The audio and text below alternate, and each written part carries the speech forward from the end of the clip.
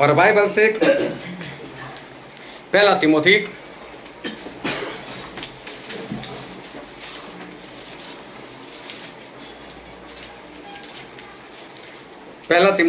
उसका 5वां अध्याय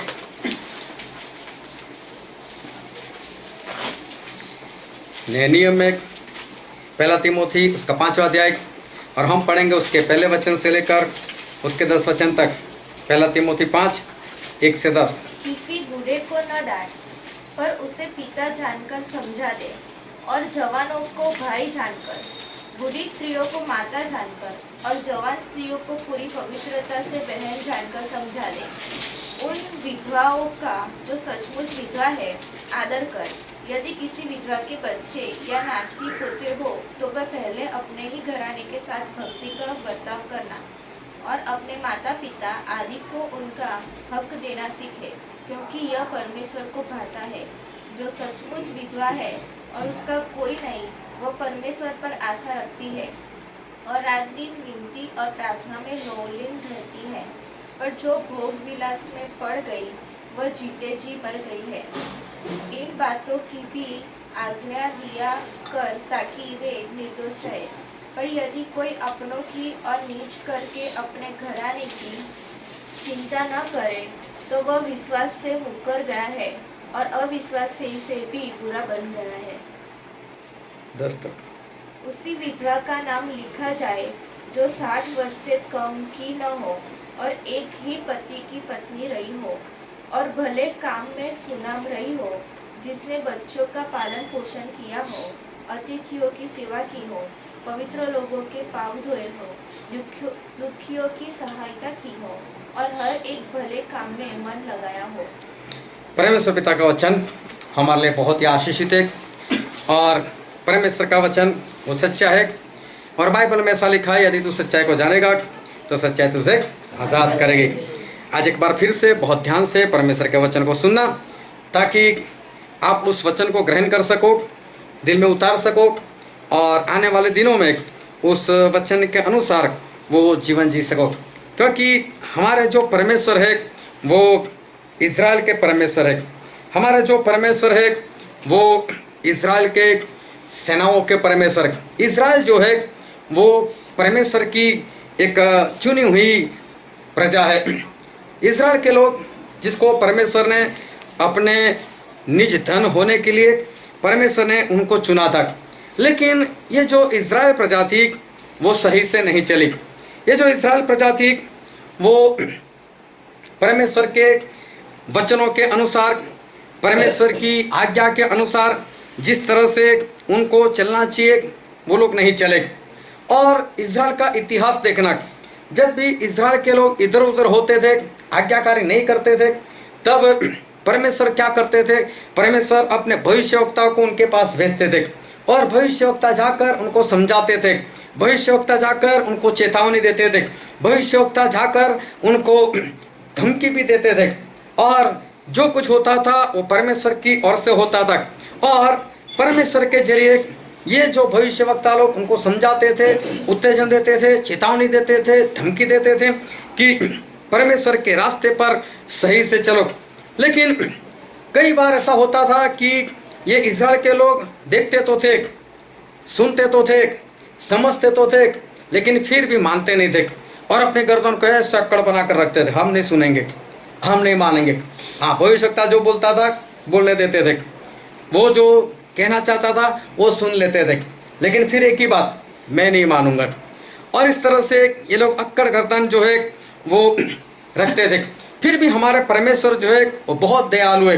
परमेश्वर एक के बाद एक के बाद एक के बाद, कभी ये भविष्यवक्ता, कभी वो भविष्यवक्ता, और परमेश्वर अलग अलग भविष्यवक्ता को उनके पास वो भेजते रहते थे, वो भेजते रहते थे।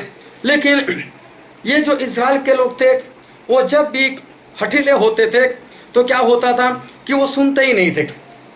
वो परमेश्वर के भविष्यवक्ता जो आते थे उनकी सुनते नहीं थे, लेकिन कई बार तो उनको मारते भी थे और उनको हंसी में उड़ाते थे, ये क्या कहता है, ये क्या कहता है। और जो धमकी परमेश्वर की ओर से आती थी, जो चेतावनी परमेश्वर की ओर से आती थी, वो लोग नहीं मानते थे। कई बार इज़राइल के लोग जो है वो ऐसे ही करते थे। आज भी कई लोग हैं कि जो परमेश्वर की ओर से जो धमकी मिलती है, परमेश्वर की ओर से जो चेतावनी मिलती है, वो कई लोग जो है वो नहीं मानते। कई बार लोग सपना देखते हैं और सपने में परमेश्वर को चेतावनी देते, देख इसके साथ तुझे संबंध नहीं रखना है, देख इसके साथ तुझे नहीं मिलना है, देख इसके साथ तुझे उसके घर पर नहीं जाना है। परमेश्वर कभी भी हमारे साथ बात करते हैं तो हमें ऐसा ही कहते हैं कि तुम समाधान में रहो, सुलह में रहो, एकता में रहो। लेकिन कई बार कुछ ऐसे लोग होते हैं कि जिसके साथ हमारा संबंध नहीं होना वही हमारे आत्मा में लाभ की बात होती है। चाहे वो हमारी माँ हो, चाहे वो हमारे पिता हो, चाहे हमारे भाई बहन भी हो। लेकिन कई बार परमेश्वर ऐसा भी कहते हैं कि उसके साथ भी रिश्ता मत रख। तो परमेश्वर का बताने का कोई कारण होता है। सपना भी वो लोग देखते, चेतावनी भी वो लोग प्राप्त करते, लेकिन मानते नहीं है। फिर अर्थ भी पूछते हैं कि इस सपने का जो अर्थ है वो क्या है, और सुनने के बाद भी वो लोग जो है वो नहीं मानते। जो परमेश्वर ने चेतावनी दी है वो लोग नहीं मानते। फिर क्या होता है कि उनके जीवन की जो समस्या है वो समस्या वैसी की वैसी रह जाती है, क्योंकि परमेश्वर उस समस्या को निकालना चाहते, उस समस्या को दूर करना चाहते। लेकिन इंसान चेतावनी प्राप्त करने के बाद भी क्या करता है, मानता नहीं और नहीं मानता। इस कारण से उसकी समस्या जो है वो समस्या उसकी जाती नहीं। परमेश्वर तो बचाने के बहुत सारे प्रयत्न करते हैं कि मैं मेरे लोगों को बचाऊं, मैं मेरे लोगों को यहाँ से इस समस्या से बाहर निकालूं। लेकिन इंसान जो है वो नहीं मानता।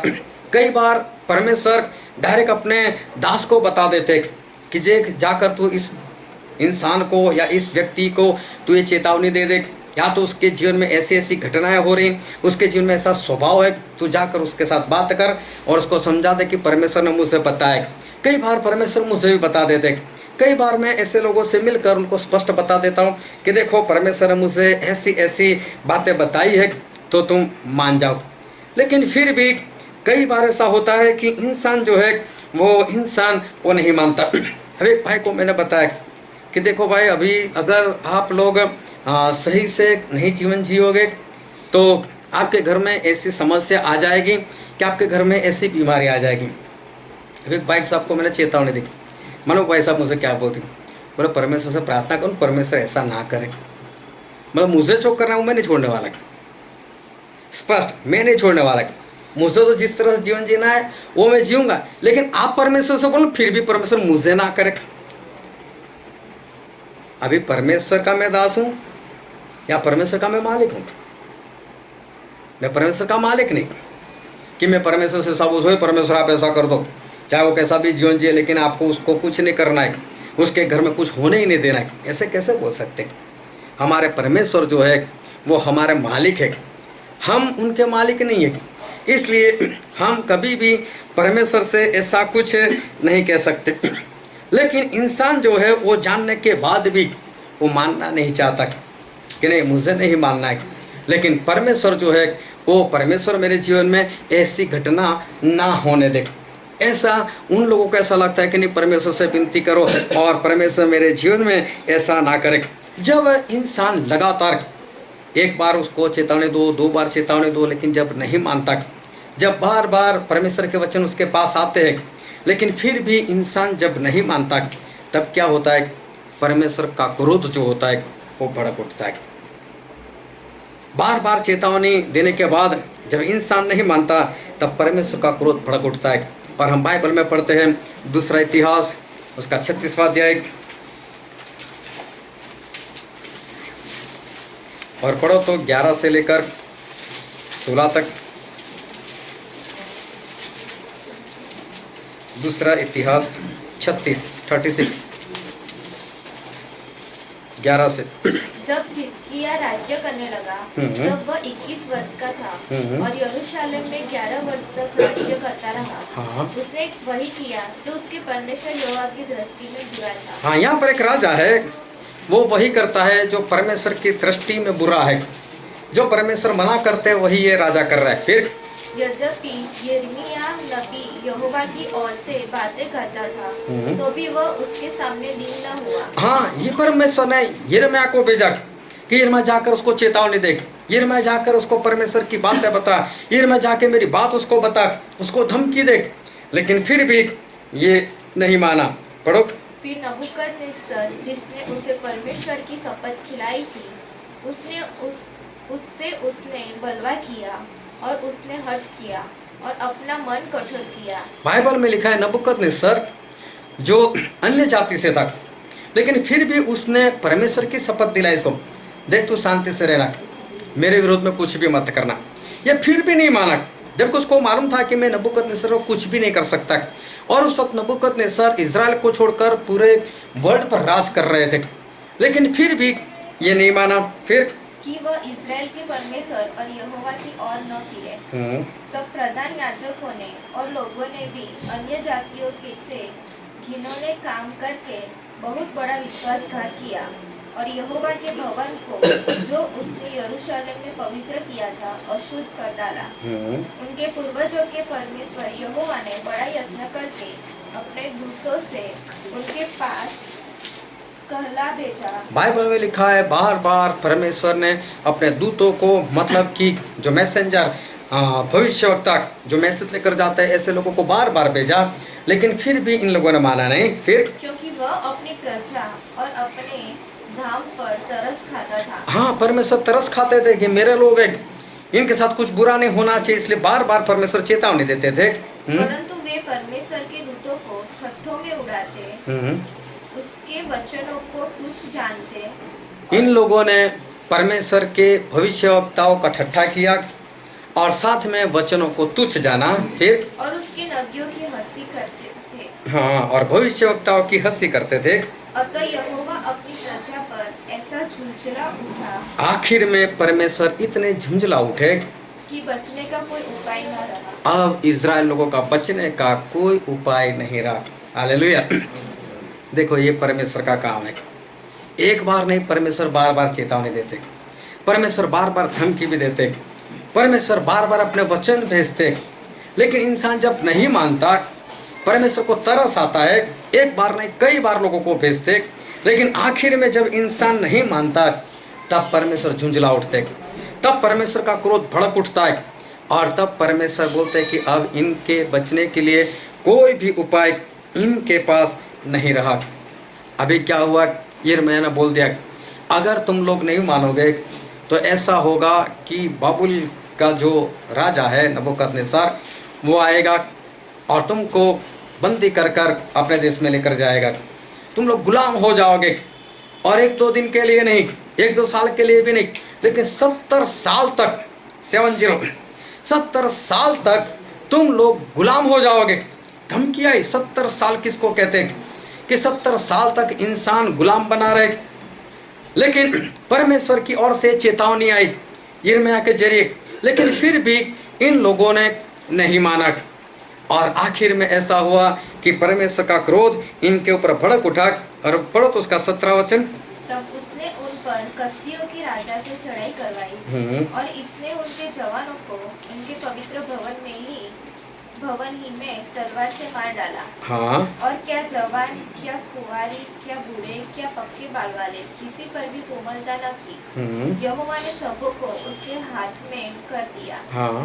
क्या छोटे क्या बड़े, परमेश्वर के भवन के सब पात्र और यहोवा के भवन और राजा और उसके हकीमों के खजाने, इन सबों को वह बेबीलोन में ले गया। हाँ। कसदियों ने परमेश्वर का भवन फूंक दिया। देखो, बहुत ध्यान समझ, क्या क्या इन लोगों ने, चाहे बच्चा हो, चाहे बूढ़ा हो, चाहे जवान लड़की हो, चाहे पक्के बाल वाले, सभी के ऊपर दया नहीं की, कोमलता नहीं दिखाई, सभी को खत्म कर दिया गया, मार दिया गया। यहाँ तक कि परमेश्वर के भवन के अंदर जो सोने के पात्र थे वो लोग लेकर चले गए। इतना ही नहीं, जो परमेश्वर का भवन था उस परमेश्वर के भवन को भी फूंक दिया, मतलब कि उसको जला दिया। कितनी बार परमेश्वर ने बचाने का प्रयत्न किया, कितनी बार परमेश्वर ने अपने लोगों को भेजा ताकि ये लोग बच जाए, लेकिन जब नहीं माने, अक्कड़ गर्दन रखी, तब ऐसा हुआ कि ये सभी लोग मार दिए गए और परमेश्वर का भवन जो था वो भी परमेश्वर ने फूंकवा दिया। और अभी आगे पढ़ते उसका 21वां वचन पढ़ो तो। यह सब इसलिए हुआ कि यहोवा का जो वचन यिर्मयाह के मुंह से निकला था वह पूरा हो, हाँ। कि देश अपने विश्राम कालों में सुख भोगता रहे। इसलिए जब तक वह सुना पड़ा रहा तब तक अर्थात 70 वर्ष के पूरे होने तक उसको विश्राम मिला। 70 वर्ष तक इज़राइल जो है वो उजाड़ सा पड़ा रहा। 70 साल तक वहाँ पर कोई नहीं रहा। 70 साल ये लोग गुलामी में चले गए और देखते देखते 70 साल जो है वो हो भी गए। अभी ध्यान से समझना, जो लोग आज गुलामी में गए और समझो कि 1 साल के बाद या तो उसी वक्त उनको लड़का या लड़की हुई, वो तो गुलामी में पैदा हो गई। और 70 साल के बाद अभी वो 69 साल की है या 69 साल का है। ये तो बचपन से पैदा होने से लेकर अभी तक 69 साल का हो गया, 69 साल की हो गई, तब तक वो कैसी है? गुलाम। उसको तो आज़ादी क्या है वो ही नहीं मालूम। परमेश्वर इनके जीवन में कैसे कैसे काम करते थे वो भी तो इनको नहीं मालूम। कैसी बात इनके जीवन में हो गई कि लोग वहाँ पर गुलामी में चले गए और 70 साल गुलाम बने रहे। इसका मतलब ये हुआ कि दूसरी तीसरी पीढ़ी जो है वो वहाँ पर अस्तित्व में आ गई। वो सारे लोग जो है वो गुलाम में ही वो पैदा हुए और दूसरी तीसरी पीढ़ी वहाँ पर अस्तित्व में जो है वो आ गई। अभी क्या हुआ? 70 साल जैसे ही खत्म हुए, परमेश्वर ने एक और काम किया और हम देखते हैं बाइबल में दूसरा इतिहास उसका 36वां अध्याय और उसका 22 और 23 वचन। पारस के राजा खुसरू के पहले वर्ष में यहोवा ने उसके मन को उभारा। अभी देखो 70 साल हो गए, अभी नबूकदनेस्सर राजा नहीं है, अभी राजा कोई और बदल गया। उस राजा का नाम है कोरेश, उसको यहाँ पर लिखा है खुसरू, उसका जो नाम है वो है कोरेश। और कोरेश राजा वहाँ पर आ गया जो भी पूरी दुनिया के ऊपर राज कर रहा है। फिर यहोवा ने उसके मन को उभारा। हाँ, परमेश्वर ने उसको दर्शन दिया कि जो वचन यिर्मयाह के मुंह से निकला था वो पूरा हो। हाँ। इसलिए उसने अपने समस्त राज्यों में यह प्रचार करवाया और इस आशय की चिट्ठियां लिखवाई। पारस का राजा खुसरू कहता है। हाँ, इसने पूरे राज्य में मतलब पूरी दुनिया में ढिंडोरा पिटवाया कि खुसरू ऐसा कहते हैं, कोरेश ऐसा कहता है। स्वर्ग के परमेश्वर यहोवा ने पृथ्वी भर का राज्य मुझे दिया है। हाँ, स्वर्ग के परमेश्वर ने मतलब जो यहोवा परमेश्वर है उन्होंने मुझे ये राज दिया है और उसी ने मुझे आज्ञा दी है कि यरूशलेम जो यहूदा में है उसमें मेरा एक भवन बना। हाँ, अभी देखो 70 साल हो गए, परमेश्वर ने यहूदियों में से किसी को दर्शन नहीं दिया। और अगर दर्शन देते तो भी क्या फायदा था, वो तो गुलाम बने हुए थे। परमेश्वर ने किसको पकड़ा मालूम है? जो मेन राजा, जो पूरे वर्ल्ड के ऊपर राज कर रहा है। इजराइल के लोग वहां पर गुलाम बने हुए। 70 साल के बाद परमेश्वर का एक चमत्कार, परमेश्वर ने उस राजा को पकड़ा, उसके साथ सपने में बात की, मैंने तुझे राज दिया है, अब एक काम कर, यहूदिया में, इजराइल के यहूदिया के अंदर जो यरूशलेम है वहां पर मेरा भवन था जो नबूकदनेस्सर फूंक डाला, लेकिन तू लोगों से कह उसको बनाया। बोले देखो, परमेश्वर ने एक अन्य जाति के राजा को पकड़ा, तू जाकर ये बना। और उसने पूरे राज्य में ढिंडोरा पिटवाया कि ये भवन जो है वो परमेश्वर ने मुझसे बनाने को कहा है। फिर इज़रा में आते हैं हम, इज़रा उसका पहला अध्याय और उसका 1, 2, 3 वचन पढ़ो तो। फारस के राजा खुसरू के पहले वर्ष में यहोवा ने फारस के राजा खुसरू का मन उभारा कि यहोवा का जो वचन यिर्मयाह के मुंह से निकला था वह पूरा हो जाए। इसलिए उसने अपने समस्त राज्य में यह प्रचार करवाया और लिखवा भी दिया। फारस का राजा खुसरू यो कहता है, स्वर्ग के परमेश्वर यहोवा ने पृथ्वी भर का राज्य मुझे दिया है और उसने मुझे आज्ञा दी कि यहूदा की यरूशलेम में मेरा एक भवन बनवा। उसकी समस्त प्रजा के लोगों में से तुम्हारे मध्य जो कोई हो उसका परमेश्वर उसके साथ रहे। वह यहूदा के यरूशलेम को जाकर इज़राइल के परमेश्वर यहोवा का भवन बनाए। देखो, इसने सब जगह पर जाहिर कर दिया कि परमेश्वर का भवन बनाना है। ये अन्य जाति से जो लोग जो सहायता करना चाहते हो, जो लोग जाना चाहते हो, जाओ सब लोग आज़ाद, और जाकर परमेश्वर का भवन जो है वो परमेश्वर का भवन बना दो। एक राजा ने ये आज्ञा दी। इस बात को बहुत ध्यान समझना। एक राजा जो पूरी दुनिया के ऊपर राज कर रहा है, सभी लोग उसके हाथ के नीचे है, वो राजा ऐसी आज्ञा देते हैं कि परमेश्वर का भवन यरूशलेम में बनना चाहिए। मुझे परमेश्वर ने बोला है जाकर बनाओ और सभी लोग इनकी सहायता करो, सभी लोग इनकी सहायता करो। अभी क्या हुआ, लोग वहाँ पर मंदिर बनाने के लिए वो लोग चले गए। कई परमेश्वर के लोग जो थे उन लोगों ने इजराइल की ओर कूच कर दी। कई लोग उस यरूशलेम की ओर भागे कि चलो परमेश्वर का भवन बनाना है, परमेश्वर का भवन बनाना है। अभी ये इज़रा जो है वो भी भवन बनाने के लिए वो भी उत्सुक थे, और साथ में जो नहम्याह, इज़रा और नहम्याह दोनों का पुस्तक आप पढ़ोगे तो वहाँ पर किस तरह से इन लोगों ने भवन बनाया उसकी बातें जो है वो लिखी हुई है। अभी नहम्याह जो थे उन्होंने भी चाहा कि मैं भी चलता हूँ, और नहम्याह जो है वो भी वहाँ पर भवन बनाने के लिए गए। लेकिन हम वचन में पढ़ते हैं नहम्याह उसका 2 अध्याय 4 अध्याय, नहम्याह 4 और 17 वचन। शहरपना के बनाने वाले और बोझ के ढोने वाले दोनों भार उठाते थे। यहाँ पर ऐसा लिखा है शहरपना बनाने वाले। शहरपना मतलब कोट, जो उस वक्त शहर के चारों ओर पहले लोग कोट बनाते थे। अभी ये जो खुसरू है, कोरेश राजा है, उसको परमेश्वर ने क्या बोला कि तू लोगों से कहे कि मेरे लिए भवन बनाए। बनाना क्या था? भवन। बहुत ध्यान समझना, परमेश्वर का भवन बनाना था। ये लोग भवन बनाने के लिए राजा की भी आज्ञा थी, भवन बनाओ। और इन लोगों ने जाकर सबसे पहले क्या बनाया? शहरपना, मतलब कि कोट। सबसे पहले इन लोगों ने कोट जो है वो बनाना शुरू किया। फिर उसका 6 अध्याय, नहम्याह 6 और पहला वचन। जब संबलत, तोबिया और अरबी गेशेम और हमारे अन्य शत्रुओं को यह समाचार मिला कि मैं शहरपना को बनवा चुका। हाँ, कि मैंने शहरपना बना दी, मतलब कोट मैंने बना दिया। एक एक वचन को बहुत ध्यान समझना। अगर एक भी वचन आज आपके दिमाग से इधर उधर चला गया तो पूरा वचन आपको समझ में नहीं आने वाला, और घर पर जाकर सोचोगे आज मैं पढ़ सीख करके आया, कुछ नहीं पता चलेगा। इसलिए बहुत ध्यान से समझना कि इन लोगों ने कोट बनाना शुरू किया, और कोट मतलब शहरपना जो है वो शहरपना बन भी गई। अब हम आते हैं इज़रा में। इज़रा उसका 6वां अध्याय, दोनों पास पास में ही है। इज़रा उसका 6 अध्याय और उसका 15 वचन। इस प्रकार वो भवन राजा दारा के राज्य के 6वें वर्ष में अदार महीने के 3 दिन को बनकर समाप्त हुआ। हाँ, अभी उधर हमने पढ़ा कि शहरपना बन गए, कोट बन गया।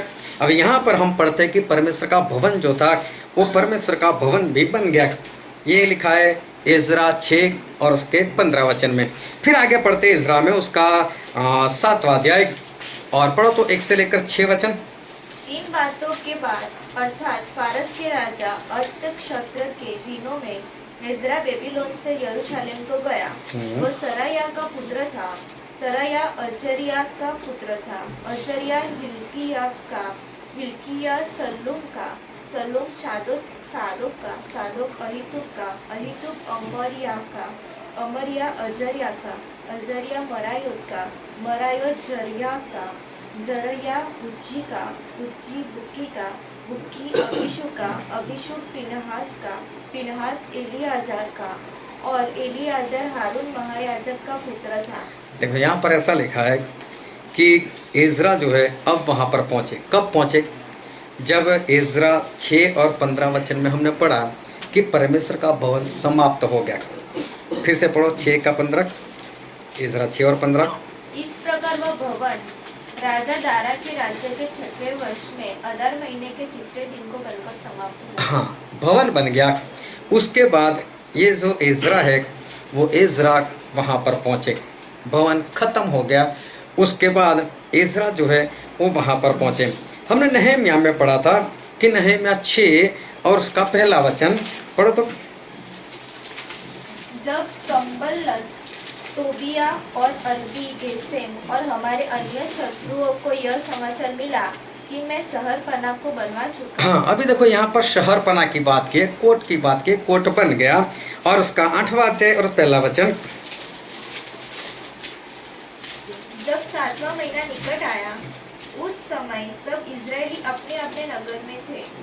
तब उन सब लोगों ने एक मन होकर जल फाटक के सामने के चौक में इकट्ठे होकर एजरा शास्त्री से कहा। हाँ, अभी यहाँ पर एजरा शास्त्री की एंट्री पड़ती है नहम्याह के पुस्तक में। और नहम्याह के पुस्तक में जब हम पढ़ते हैं तो ऐसा लिखा है कि 7वें नहम्याह 6 और 1 में हमने पढ़ा कि शहरपना बन गई। उसके बाद एजरा जो है वो वहाँ पर आए। एजरा में जब हम पढ़ते हैं तो भवन भी बन चुका था। उसके बाद ये एजरा जो है वहाँ पर पहुँचे। ये दोनों एक के साथ पढ़ोगे तो आपको पता चलेगा। जैसे ही कुसरू ने कहा कि जाकर आप ये परमेश्वर का भवन बनाओ, तो इन लोगों ने क्या किया, वहाँ जाकर सबसे पहले चारों ओर शहरपना बना ली। शहरपना बनाने के बाद उसके भीतर, उसके बीच में इन लोगों ने परमेश्वर का भवन भी बना दिया। फिर ये एजरा जो है वो एजरा वहाँ पर पहुँचे। मतलब सबसे पहले इन्होंने क्या किया, पहले शहरपना मतलब कोट बनाया। उसके बाद उन्होंने ये परमेश्वर का जो भवन है वो परमेश्वर का भवन बनाया। और एजरा जो है वो डायरेक्ट परमेश्वर के भवन बनाने के बाद वो वहाँ पर आए। इसका मतलब ये हुआ कि पहले कोट बना है, शहरपना बनी है, उसके बाद परमेश्वर का भवन जो है, उसके बाद परमेश्वर का भवन वो बना है। अभी बहुत ध्यान से परमेश्वर के जो वचन है उस वचन को समझना कि इतने वचन से हमको ये पता चल जाता है कि पहले शहरपना बनी है, उसके बाद परमेश्वर का भवन बना है, और उसके बाद एजरा जो है वो वहाँ पर आए। अब ये परमेश्वर का भवन इन लोगों को क्यों बनाने की जरूरत महसूस हुई? क्योंकि नबूकदनेस्सर ने इसको फूंक डाला था, उसको पूर्ण रीति से जला दिया था। नबूकदनेस्सर ने ये परमेश्वर के भवन को क्यों जला दिया था वो हमने शुरू में देख लिया। दूसरा इतिहास उसका 36वां अध्याय 11 से लेकर 16 वचन कि सिदकिय्याह राजा बना और उसने परमेश्वर के विरोध में काम किया। परमेश्वर ने यिर्मयाह को भेजा, परमेश्वर ने और भी लोगों को भेजा, लेकिन किसी ने भी परमेश्वर की वाणी को नहीं सुना। लोग अक्कड़ गर्दन रखते हुए परमेश्वर की बात नहीं सुनते थे, आज्ञाकारी नहीं करते थे। आखिर में परमेश्वर का क्रोध वो भड़क उठा।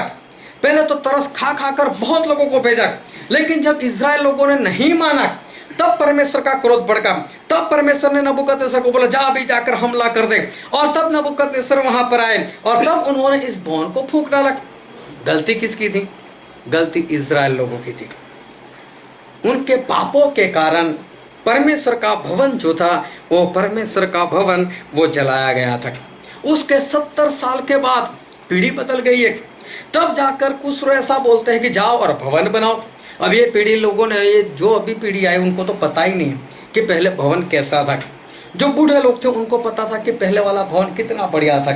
अभी नए लोग आए, इन लोगों ने जाकर जैसे भी उनको समझ में आया ऐसे उन्होंने, जब पीढ़ी बदल गई तब वो लोग यरूशलेम में आए। और यरूशलेम में ये लोग आए क्यों? क्योंकि वो लोग भवन बनाना चाहते थे। परमेश्वर का हुक्म भी था उस कुसरू के जरिए, और ये लोग भवन बनाने के लिए आए और भवन इन लोगों ने बनाया भी। लेकिन भवन बनाने से पहले इन्होंने शहरपना जो है, कोट जो है वो इन लोगों ने पहले बनाया। कोट बनाने से पहले परमेश्वर का भवन बनाना यहाँ पर नामुमकिन था। अगर ये लोग परमेश्वर का भवन पहले बनाना चाहते तो गलती से भी इनसे परमेश्वर का भवन जो था वो नहीं बनने वाला था।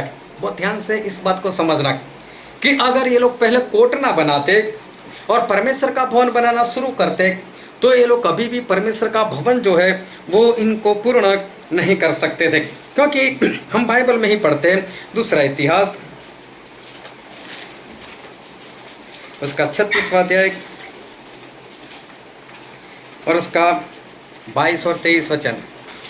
फारस के राजा कुसरू के पहले वर्ष में यहोवा ने उसके मन को उभारा कि जो वचन यिर्मयाह के मुंह से निकला था वह पूरा हो। हाँ, अभी उस एजरा पढ़ो, उसका पहला अध्याय और पहले ही वचन से पढ़ो। फारस के राजा खुसरू के पहले वर्ष में यहोवा ने फारस के राजा खुसरू का मन उभारा कि यहोवा का जो वचन यिर्मयाह के मुंह से निकला था वह पूरा हो जाए। इसलिए उसने अपने समस्त राज्य में यह प्रचार करवाया और लिखवा भी दिया। फारस का राजा खुसरू यो कहता है, स्वर्ग के परमेश्वर यहोवा ने पृथ्वी भर का राज्य मुझे दिया है और उसने मुझे आज्ञा दी कि यहूदा की यरूशलेम में मेरा एक भवन बनवा। हाँ, अभी खुसरू ने क्या किया, लिख लिख कर लोगों को बता दिया कि देखो मैं कहता हूँ, मैं पूरी दुनिया का राजा। सब जगह पर जो जो लोग उसके अंडर में थे वो सभी लोगों को बता दिया, मैं खुसरू, मैं राजा, मैं लिखकर बता देता हूँ कि परमेश्वर ने मुझे आज्ञा दिए ये भवन बनना चाहिए। सभी लोगों को बता दे। फिर इसका चौथा वचन पढ़ो तो। और जो कोई किसी स्थान में रह गया हो जहाँ वह रहता हो, उस स्थान के मनुष्य चांदी, सोना, धन और पशु देकर उसकी सहायता करे। हाँ, सभी लोगों को बोला कि ये यहूदी लोग जो है, इज़राइल के लोग जो है, उनकी सहायता करना, इनकी मदद करना। अभी समझो कि नरेंद्र मोदी वो हमको लिख कर दे दे और हमारे जो मुख्यमंत्री है विजय रूपाणी, उनको भी लेटर भेज दे। फिर हमारे वडोदरा में मालूम नहीं कौन है जो एमएलए वगैरह कौन है, उन सभी को ऊपर भी लेटर लिख कर दे दे और बोले कि इनको एक चर्च बना कर दो और ये लोग जो चर्च बनाए उसमें उनकी सहायता करना। ऊपर से ऑर्डर ऐसा करना है। खुसरू ने ऑर्डर दे दिया सभी को, ये लोग भवन बनाएंगे, जो लोग मदद करना चाहते हो, जो लोग सहायता करना चाहते हो, सहायता करो इसको। अभी राजा बोल दे तो क्या रुकावट आ सकती है?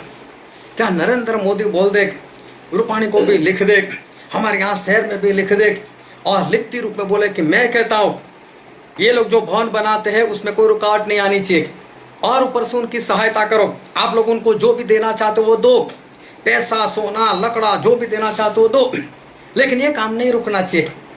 और फिर भी क्या काम रुक सकता है? इतना बड़ा इंसान एक पूरे वर्ल्ड के ऊपर जो राज करता है वो अगर ऐसा बोल दे तो क्या रुकावट आ सकती है? रुकावट कभी भी नहीं आ सकती। और नहम्याह के पुस्तक में ऐसा लिखा है, नहम्याह का पुस्तक उसका 4 अध्याय और उसका 6 वचन। हम लोगों ने शहरपनाह को बनाया और सारी शहरपनाह आधी ऊंचाई तक जुड़ गई। हाँ, इन लोगों ने आधी शहरपनाह तो बना ली, जितनी बनानी थी उससे आधी तो इन लोगों ने बना दी। इसका कारण भी लिखा है, पढ़ो। क्योंकि लोगों का मन उस काम में नीत लगा रहा। हाँ, लोगों का मन था कि हम शहरपनाह को बनाए, हम शहरपनाह को बनाए और सभी लोगों ने शहरपनाह जो है बना दी।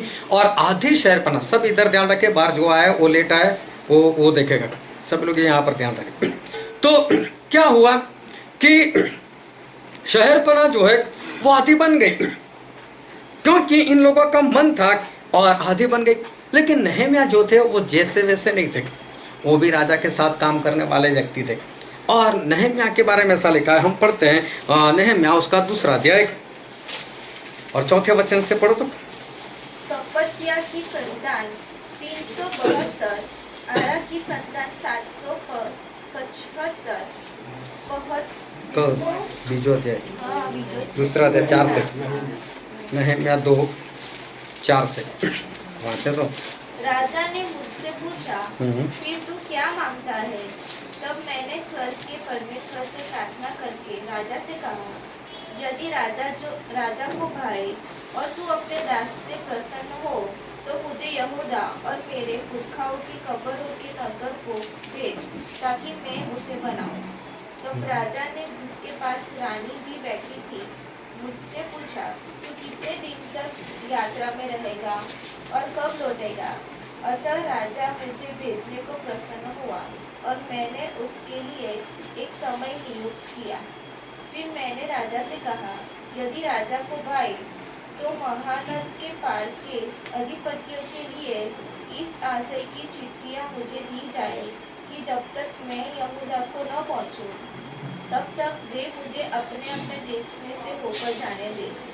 और सरकारी जंगल के रखवाले आसाप के लिए भी इस आशय की चिट्ठी मुझे दी जाए ताकि वह मुझे भवन से लगे हुए राजगढ़ की कड़ियों के लिए और सहलपना के और उस घर के लिए जिसमें मैं जाकर रहूंगा लकड़ी दे। मेरे परमेश्वर की कृपा दृष्टि मुझ पर थी, इसलिए राजा ने यह विनती स्वीकार कर ली। बाइबल में लिखा है कि नहम्याह ने बोला मुझे वहाँ जाना है, मुझे शहरपना बनानी है, मुझे परमेश्वर का भवन बनाना है, तो राजा मुझे जाने दे। तो राजा बोले जा, छुट्टी दी। बोले लेकिन कब वापस आएगा, जल्दी काम निपटा कर जल्दी वापस आना। तो बोले राजा मैं जा तो रहा हूँ, लेकिन मुझे चिट्ठियाँ भी लिख कर दो, कोई रास्ते में मुझे परेशान ना करे, और ऊपर से मुझे लकड़ी भी मिले, लोग मेरी सहायता भी करें। और बोले जैसा जैसा मैंने बोला था, जितनी चिट्ठी लिखने को बोला था, जितने जितने लोगों पर बोला था, सभी के ऊपर राजा ने चिट्ठी लिख कर दी। बोले परमेश्वर मेरे ऊपर मेहरबान थे, तो राजा ने मेरी विनती स्वीकार कर ली। मतलब राजा ने सब कुछ जो है वो लिख कर वो दे दिया, सब कुछ लिख कर दे दिया। हम भारतवासी लोग, हालेलुया, हम भारत में रहते, हम मसीह को मानने वाले लोग, भारत का कानून लिखती रूप में ऐसा कहता है कि इस देश के अंदर कोई भी धर्म का व्यक्ति अपने धर्म का प्रचार कर सकता है, उसको ये कानूनी अधिकार है। हम कहीं भी रास्ते में भी हम परमेश्वर का प्रचार कर सकते हैं, हम जो विश्वास कर सकते हैं उस विश्वास का प्रचार हम कर सकते हैं, इसमें कोई रुकावट नहीं है। हमारा संविधान जो है वो हमें इजाज़त देता है कि हम परमेश्वर का नाम वो भी चौराहे के ऊपर या बाजार के अंदर या कहीं पर भी जाकर हम परमेश्वर के नाम को प्रकट कर सकते हैं, और कोई हमें कुछ भी नहीं कर सकता, कोई हमें रुकावट नहीं लेकर आ सकता। लेकिन ऐसा होता है, ऊपर से लिखा हुआ ना, साइन है ना, कानून बना हुआ ना, तो भी रुकावटें आती, तो भी कई जगह पर लोगों को मारते हैं, कई जगह पर लोगों को मार देते। अगर हम तो हाथ में रख कर जाए, जो भी हमारा हक बनता है उसकी कॉपी निकाल कर जाओ आप, और एक हाथ में कॉपी रखो और दूसरे हाथ में लोगों को पैम्पलेट बांटो, या तो लोगों को परमेश्वर का नाम प्रकट करो। अगर वहाँ पर कोई आता है तो यहाँ पर क्या कर रहा है, और हम बोलेंगे देखो ये हमारे पास पूरा संविधान पड़ा है, देखो परमेश्वर ने राज्य ने हमारे भारत सरकार ने हमें ये इजाज़त दी है कि हम हमारा विश्वास प्रकट कर सकें। अच्छा सॉरी चले जाएगी। हम उसको बोलेंगे चल तू मेरे साथ, तू कौन होता है मुझे रोकने वाला, चल हम कोर्ट में चलते हैं, चल हम पुलिस स्टेशन चलते। तो ऐसा बोलेगा नहीं मैं तो डर गया, मैं नहीं आने वाला। ऐसा होता है? ऐसा कुछ नहीं होता, कोई कुछ नहीं पूछता, उससे पहले तो पीटना शुरू कर देते। वो तो बात की बात में देखी जाएगी। यहाँ तक कि लोगों को मार दिया जाता है, यहाँ तक कि लोगों को जिंदा भी जलाया जाता है, और चाहे लिखा हुआ है कोई कुछ भी नहीं कर सकता। यहाँ पर भी कुसरू ने और दूसरा जो राजा उसके बाद आया उसने भी चिट्ठियाँ लिख कर दी कि जाओ उसकी सहायता करो, और कोई भी यहाँ पर रुकावट जो है वो रुकावट नहीं आनी चाहिए। लेकिन बाइबल का वचन ऐसा कहता है, हम पढ़ते नहम्याह उसका 4 अध्याय और उसका 1, 2 और 3 वचन। जब संबल्लात ने सुना कि यहूदी लोग शहरपना को बना रहे हैं, तब उसने बुरा माना और बहुत रिसिया कर यहूदियों को ठट्ठों में उड़ाने लगा। वह अपने भाइयों के और शोमरोन की सेना के सामने यो कहने लगा, वे निर्बल यहूदी क्या करना चाहते हैं? क्या वे वह काम अपने बल से करेंगे? क्या वे अपना स्थान दृढ़ करेंगे? क्या वे यज्ञ करेंगे? क्या वे आज ही सब काम पूरा कर डालेंगे? क्या वे मिट्टी के ढेरों में के जले हुए पत्थरों को फिर नए सिरे से बनाएंगे? देखो ये सब बोल रहा है कि ये यहूदी लोग क्या शहरपना बनाएंगे, ये क्या कोर्ट बनाएंगे, जिसको जला दिया गया था क्या तू बनाएगा? समझो कि आपका घर जला दिया गया है, लोगों ने मार कर भगा दिया गया, आप गुलाम बन गए, उसके कुछ साल के बाद डर कर वापस आते हो, ऊपर से तो ऑर्डर है। लेकिन यहाँ के लोग कहाँ समझते, और लोग देखो हमारा मोरल तोड़ने के लिए आते। ये क्या तुम लोग शहरपना बनाओगे, क्या आप उसको अच्छे से बना पाओगे क्या? ये निर्बल यहूदी लोग है तो ये काम करने वाले लोग। लेकिन कई बार ऊपर से ऐसी बातें आती है कि इंसान का मोरल जो है वो लोग तोड़ देते। कई बार देखना हम काम करने के लिए जा रहे हैं और कोई हमें पहले से ही रोक देता है, तू नहीं कर पाएगा, ये तेरे से नहीं होगा, तेरे पहले तो इसने करने को चाहा, उसने करने को चाहा, उससे नहीं हुआ, तेरे से क्या होगा। और काम शुरू होने से पहले इंसान जो है वो थक जाता है इंसान हार जाता है। एक बार किसी को दुष्टात्मा था, उन्होंने मुझसे बुलाया कि भाई साहब आप आओ यहाँ पर। जब मैं वहाँ पर गया और जब मैं वहाँ पर पहुँचा तो वही लोग मुझे डराने लगे। बोले जब उसके लिए प्रार्थना होती है ना तो वो तो बहुत धमाल करता है, वो तो लोगों को मार मार कर फेंक देता है, वो तो गंदी गंदी गालियाँ बोलता है, ये करता है वो करता है। मैं बोला ठीक है, आप लोगों ने मुझसे बुलाया तो किस लिए, भगाने के लिए या तो उसको भगाने के लिए, वो बताओ। बोला नहीं हमने तो आपको प्रार्थना के लिए बुलाया। तो फिर मैंने बोला तोड़ने की बात कहाँ से आती है बीच में, जो करता है करने दो, हमें तो हमारा काम कर रहे हैं। लेकिन पहले से शैतान जो आ जाता है, कई बार लोगों के दिल में आता है, लोगों उनको नहीं पता चलता है कि मैं विश्वासी हूँ, उसको नहीं पता चलता है मैं आत्मिक हूँ, उसको नहीं पता चलता है कि मैं संगति में रहता हूँ, मुझे किसके साथ किस तरह से बात करनी चाहिए। कई बार लोग मेरे पास आकर छोड़ो ना वो नहीं सुधरेगा यार। अरे क्या नहीं सुधरेगा, तूने कभी सुधारने का प्रयत्न किया, मुझे क्यों तोड़ने के लिए आते हो। कई बार लोग दूसरे की बात लेकर आते हैं और निंदा करते हैं कि नहीं होगा नहीं होगा, हाँ ये तो बरसों से ऐसा है, नहीं हो सकता। इंसान जो है वो हमारे मोरल को तोड़ने का प्रयत्न करते हैं। और यहाँ पर भी लोग इसी तरह से यहाँ पर आ गए। एक भाई साहब थे, बहुत शराब पीते थे, बहुत शराब पीते थे। हर शनिवार को मैं उनके घर प्रार्थना के लिए जाता था कि वो शराब छोड़ दे। लेकिन होता ऐसा था कि शनिवार को ही सबसे ज़्यादा शराब पीता था। जब उससे दूसरे दिन तीसरे दिन मैं जब पूछता था कि वो भाई साहब कैसे हैं, हाँ आप प्रार्थना कर गए ना, बहुत अच्छा है बहुत अच्छा, अभी तो बहुत कम पीते, अभी तो बहुत कम पीते। और एक बार तो ऐसा ही बोल रहा तो थोड़ा भी नहीं पिया, मैं भी खुश हो जाता। लेकिन जैसे ही शनिवार आया और मैं गया, कई बार तो उसको ऑटो में डालकर लाना पड़ता था। शैतान मोरल तोड़ने का प्रयत्न करता था। और तू आता है प्रार्थना करता है, क्या होता है तेरे से, ये शैतान का काम है। वो हमारा मोरल जो है वो तोड़ने का वो प्रयत्न करता है कि लाओ मैं इसको यहाँ पर गिरा दो और ये जो है वो प्रार्थना ही ना करे, वो प्रार्थना ही ना करे। ऐसे शैतान जो है ऐसी इच्छा रख कर आता है। लेकिन बाइबल में हम पढ़ते हैं नहम्याह उसका 4 अध्याय और उसका 4 और 5 वचन। हे हमारे परमेश्वर, सुन ले कि हमारा अपमान हो रहा है और उनका किया हुआ अपमान उन्हीं के सिर पर लौटा दे। हाँ देखो, ये लोग इनको तोड़ने के लिए आते और ये लोग लगातार प्रार्थना कर रहे हैं, परमेश्वर आप देखो ये लोग हमको तोड़ने का प्रयत्न कर रहे हैं, हम यहाँ पर शहर बना रहे, राजा ने हमको लिख कर दिया है, ये लोग फिर भी हमको परेशान करते हैं, ये फिर भी रुकावट लेकर आते हैं। लेकिन परमेश्वर हमें सहायता करो, परमेश्वर हमको सहायता करो, परमेश्वर इनको देख लो।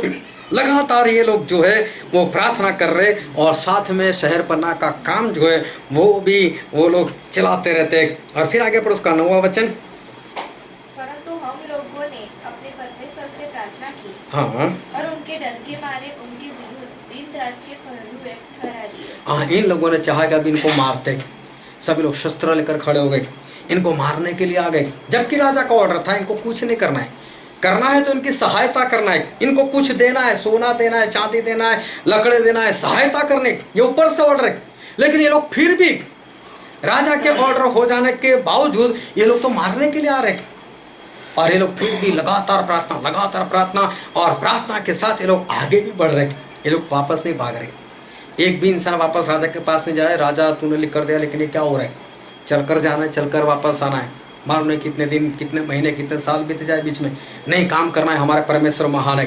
ये लोग लगातार प्रार्थना करते रहे और साथ में कोट भी बनाते रहे। और ये जो नहम्याह थे वो लोगों को समझाते थे कि हमें डरना नहीं है। और पढ़ो तो 9वां वचन। परंतु हम लोगों ने अपने परमेश्वर से प्रार्थना की और उनके डर के मारे उनके विरुद्ध दिन रात के पहरुए ठहरा दिए। परंतु यहूदी कहने लगे, ढोने वालों का बल घट गया और मिट्टी बहुत पड़ी है, इसलिए शहर बना हमसे नहीं बन सकता। हाँ देखो, ये लोग खुद भी डर गए, बोले तो मारने के लिए आते, इनका भी मुर जो टूटने लगा। नेहम को उनको समझाते रहे, नहीं प्रार्थना करो आगे बढ़ो, प्रार्थना करो आगे बढ़ो। ये लोग बोलते अभी तो काम कितना बाकी, कितनी मिट्टी पड़ी, अभी कौन उठाएगा, कब काम खत्म होगा। वो लोग तो शस्त्र लेकर खड़े हो गए, हमको मारने के लिए, हम काम नहीं कर सकते। सभी लोग भी डर गए। फिर हमारे शत्रु कहने लगे, जब तक हम उनके बीच में न पहुंचे और उन्हें घात करके वह काम बंद न करें, तब तक उनको न कुछ मालूम होगा और न कुछ दिखाई पड़ेगा। हाँ, इन लोगों ने चाहा कि इनको खत्म ही कर दे, मार ही दे। फिर जो यहूदी उनके आसपास रहते थे उन्होंने सब स्थानों से 10 बार आकर हम लोगों से कहा, तुमको हमारे पास लौट आना चाहिए। हाँ, लोग भी बोलते थे कि छोड़ दो काम। देखो इसी तरह से ये लोग जो थे वो काम करते थे और आगे भी बढ़ते थे, लेकिन लोग इनको मारने का भी प्रयत्न करते थे, इनको तोड़ने का भी प्रयत्न करते थे। यहाँ पर एक बार फिर से पढ़ो तो इसका 9 वचन, नहम्याह 4:9। परंतु हम लोगों ने अपने परमेश्वर से प्रार्थना की और उनके डर के मारे उनके विरुद्ध दिन रात के पहरुए ठहरा दिए। हाँ, लेकिन इन लोगों ने क्या किया? इन लोगों ने पहरुए ठहरा दिए। पहरुए मतलब रखवाली करने वाले लोग, और ये लोग भी रखवाली करते हुए इस तरह से आगे ही आगे ये लोग जो है वो बढ़ते गए। और फिर उसका 14 वचन पढ़ो तो। तब मैं देखकर उठा और रईसों और हाकिमों और अन्य सब लोगों से कहा, उनसे मत डरो। हाँ, इसने सभी लोगों से उत्तेजन दिया, बोले मत डरो, किसी से भी मत डरो। और फिर उसका 13वां वचन पढ़ो तो। इस कारण मैंने लोगों को तलवारें, बर्छियां और धनुक देकर शहरपनाह के पीछे सबसे नीचे के खुले स्थानों में घराने के अनुसार बैठा दिया। तब मैं देखकर उठा और रईसों और हाकिमों और अन्य सब लोगों से कहा। हाँ, इन्होंने क्या किया? सभी को हाथ में शस्त्र भी दे दिए, बोले हाथ में शस्त्र रखो और साथ में ये जो काम है वो काम भी जो है वो करते रहो। इन लोगों ने क्या किया कि परमेश्वर का काम भी चालू रखा, प्रार्थना भी चालू रखी और साथ में रखवाली भी करते थे। ये लोग किस तरह से, पूरा पढ़ोगे तो आप पता चलेगा। ये लोग क्या करते, समझो कि 100 इंसान है तो 50 लोग क्या करते थे? काम करते थे, वो भी शस्त्र लेकर काम करते थे। एक हाथ में शस्त्र, एक हाथ में ये लोग वचन उठाते थे और देखते थे चार और दूसरे 50 लोग क्या करते थे? ये अंदर नहीं लिखा 50, मैं सिर्फ समझा रहा हूँ। बाकी के 50 लोग क्या करते थे? वो बाहर रखवाली करते, कोई हमला करने के लिए तो नहीं आ रहा। फिर उसके बाद क्या है, ये लोग रखवाली करने के लिए चले जाते थे और वो लोग काम करते थे। 24-24 घंटे इस तरह से काम चलता था। रात में सोना नहीं है, सो जाएंगे तो कुछ हो जाएगा। तो ये लगातार इसी तरह से ये लोग जो है वो शहर पनाह जो है वो शहर पनाह बना रहे थे, जबकि ऊपर से ऑर्डर था इनको कुछ भी नहीं करना है, लेकिन फिर भी बहुत सारी समस्या। लेकिन ये लोग क्या करते थे? हाथ में शस्त्र लेकर परमेश्वर का काम, शहर पनाह का काम वो करते रहे। इसको कहते हैं कि विश्वास की करनी। हम जो विश्वास करते हैं वो विश्वास कोई शब्द नहीं है, लेकिन विश्वास के साथ एक काम जो है वो काम भी छुपा हुआ है। और हमें विश्वास का जो काम है वो विश्वास का काम हमें करना चाहिए। कई लोग बोलते हैं मेरे लिए प्रार्थना करो ना, मेरे पास पैसे नहीं है, मुझे ये चीज़ खरीदनी है, मुझे वो चीज़ खरीदनी है, उसके बिना मेरा चलेगा नहीं। प्रार्थना करो कि परमेश्वर पैसे दिलाए। यहाँ से प्रार्थना कर कर गए और बाहर से जाकर बोलेंगे लोन मिलेगी। ये कोई विश्वास नहीं है, ये कोई विश्वास की करनी नहीं है। प्रार्थना किस बारे में करवाते और बाहर जाकर कैसा काम करते। एक बार तो किसी का बाप था, बहुत बीमार था, और किसी परमेश्वर के दास को बुला ले, भाई साहब आप इनके लिए प्रार्थना करो और ये बच जाए मेरे पापा, मैं उनसे बहुत प्रेम करता हूँ, हमारा बहुत भला किया है। और वो भाई साहब ने प्रार्थना की, क्या बढ़िया प्रार्थना की कि परमेश्वर आपका वचन तो ऐसा कहता, आपका नाम यहोवा राफा, आप तो चंगा देने वाले परमेश्वर हो, इसको चंगा कर दो। परमेश्वर आपके मार खाने से हम चंगे हो चुके, ये तो शैतान है झूठा जो ऐसा बोलता है बीमार है लेकिन ये तो चंगा है। हाँ परमेश्वर आपने इसको जीवन दिया क्योंकि आप बहुत आज का जीवन देते हो।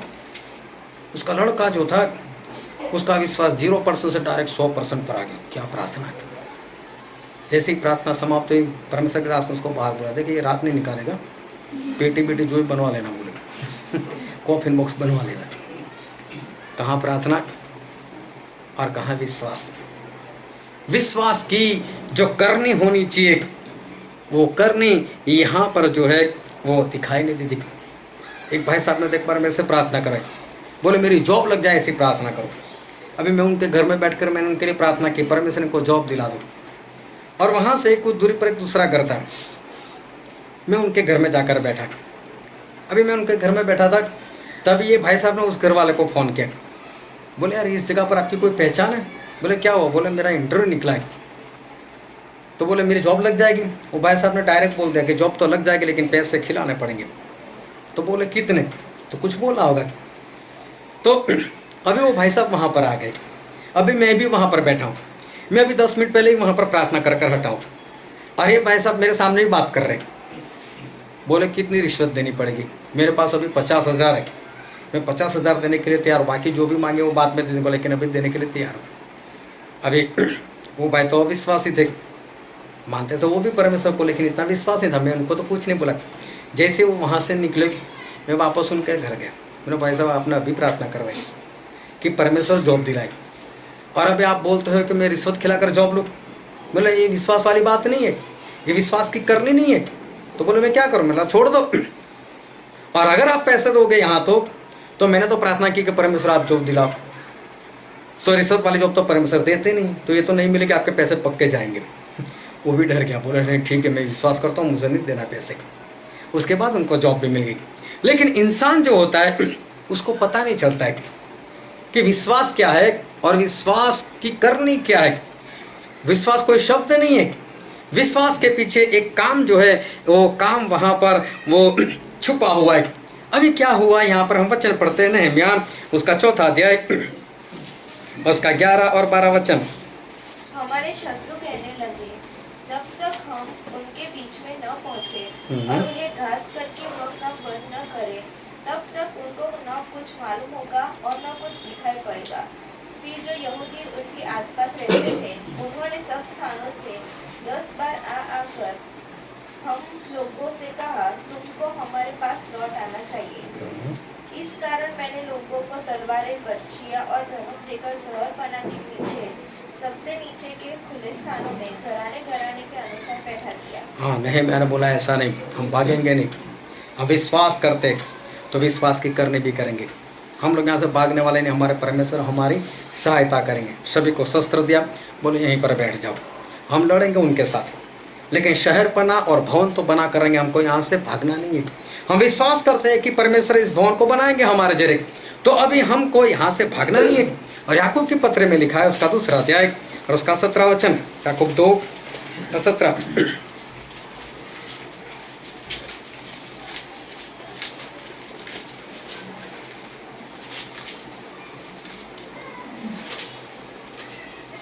वैसे ही विश्वास भी यदि कर्म सहित न हो, यदि विश्वास भी कर्म सहित ना हो, उसकी करने के साथ ना हो, तो अपने स्वभाव में मरा हुआ है। तो विश्वास तो मरा हुआ है। फिर उसका 26वां वचन, बाइबल हाथ में रखो सब। अतः जैसे देह आत्मा बिना मरी हुई है, वैसा ही विश्वास भी कर्म बिना मरा हुआ है। विश्वास भी कर्म के बिना मरा हुआ है। विश्वास कोई शब्द नहीं है, लेकिन विश्वास के साथ अगर करनी ना हो तो विश्वास कैसा बन जाता है, मुर्दा। और नहीं, मैंने बताया मुर्दा विश्वास नहीं करना है, हम करने के साथ विश्वास करेंगे। हमको भागना नहीं है, शस्त्र हाथ में उठा लो, यहीं पर रहो, हम लड़ेंगे। लेकिन ये जो शहरपना है और जो परमेश्वर का भवन है, उसको तो हम बनाकर ही रहेंगे। लेकिन लोग आते हैं तोड़ने के लिए, लोग आते हैं डराने के लिए, लोग आते हैं भगाने के लिए। कई बार हमारे जीवन में ऐसा होता है, कभी किसी को बीमारी लग गई, इंसान बेचारा विश्वास करता है, प्रार्थना करता है कि नहीं प्रार्थना से परमेश्वर सब करेंगे, प्रार्थना से परमेश्वर सब करेंगे। 1 दिन 2 दिन 3 दिन, फिर रिश्तेदार सब आ जाते। आज तक उनको प्रेम नहीं था, उसी वक्त उनको प्रेम आ जाएगा। और आपकी लड़की बहुत बीमार है, एक काम करो, आपका विश्वास अपने पास ही रखो, हम उनको अस्पताल लेकर जाएंगे, आप मत लेकर जाना। मतलब आप तो फिर भी बोल ही सकोगे ना, मैं कहाँ लेकर गया। ऐसे लोग आते तोड़ने के लिए, और अगर ऐसा हम करने देंगे तो वही लोग बात करें, क्या विश्वास, हम लोग अस्पताल में लेकर गए तब हुआ। लोग आते तोड़ने के लिए। इसी तरह से लोग जो है वो तोड़ने के लिए आते। एक बार एक भाई साहब बहुत बीमार हो गए और मेरे घर पर उनको लेकर आ गए। कई लोग आए मेरे पास, चले भाई मर जाएगा, नाम आपका आएगा, ऐसा करो, कुछ भी करो, वापस भेज दो, यहाँ पर मत रखो, नाम आपका आ जाएगा, आप फंस जाओगे। अरे ऐसा कुछ नहीं होता। जब हम विश्वास करते हैं तो हमारे परमेश्वर जो है वो हमारे जीवन में काम करते। लोग डराते, देखो परिस्थिति तो देखो कैसी है परिस्थिति, मर जाएगा, तेरा नाम आ जाएगा, ये होगा वो होगा। लेकिन हमारे परमेश्वर जो है वो सब कुछ कर सकते हैं। विश्वास के साथ हमारे जो करनी है वो करनी होनी चाहिए। और फिर नहम्याह ने इनको समझाया, और देखो ये नहम्याह ने क्या समझाया, पढ़ो तो नहम्याह 4 उसका 13 और 14 वचन। इस कारण मैंने लोगों को तलवारें, बर्छियां और धनुष लेकर शहर बना के पीछे सबसे नीचे के खुले स्थानों में घराने घराने के अनुसार बैठा दिया। तब मैं देखकर उठा और रईसों और हाकिमों और अन्य सब लोगों से कहा, उनसे मत डरो। प्रभु जो महान और भय योग्य है, उसी को स्मरण करके, बोले परमेश्वर को स्मरण करते हुए बढ़ो, इनसे मत डरो। फिर अपने भाइयों, इसको बहुत ध्यान समझाइए, अपने भाइयों, अपने बेटों, बेटियों, स्त्रियों और घरों के लिए युद्ध करना। हालेलुया। अभी बहुत ध्यान समझ तक नहीं, मैंने सभी लोगों को बता दिया, अपने परिवार के लिए लड़ना है, अपने भाइयों के लिए लड़ना है, अपनी बहनों के लिए लड़ना है, अपने पति और अपने पत्नियों के लिए लड़ना है, अपने माता पिता के लिए लड़ना है, अपने बच्चों के लिए लड़ना है। शस्त्र हाथ में उठा लो, डरो मत, लेकिन हमें लड़ना है। और सभी को शस्त्र हाथ में देखकर बिठा दिया। और उसका अध्याय 6 और उसका पहला वचन। जब संबल्लत, तोबिया और अरबी गेशेम और हमारे अन्य शत्रुओं को यह समाचार मिला कि मैं शहर पनाह को बनवा चुका, और यद्यपि अभी देखो शहर पनाह बन गई। कब बनी? जब सभी लोगों ने शस्त्र हाथ में उठा लिए, सभी लोग वहाँ पर चौकी करने लगे, साथ में बनाने का काम भी करने लगे, और अपने भाइयों के लिए, अपनी बहनों के लिए, अपने माता पिता के लिए, अपने बच्चों के लिए जब उन्होंने शस्त्र हाथ में उठा लिए, तब ऐसा हुआ कि ये जो कोट शहरपना जो बनानी थी वो शहरपना वो बन गई। अब शहरपना बन गया, मतलब 4 और कोट बन गया। एक कोट 2-4 फीट की ऊंचाई का नहीं होता था, ये बहुत ही ऊंचा होता था, उसके ऊपर कोई चढ़ नहीं पाएगा।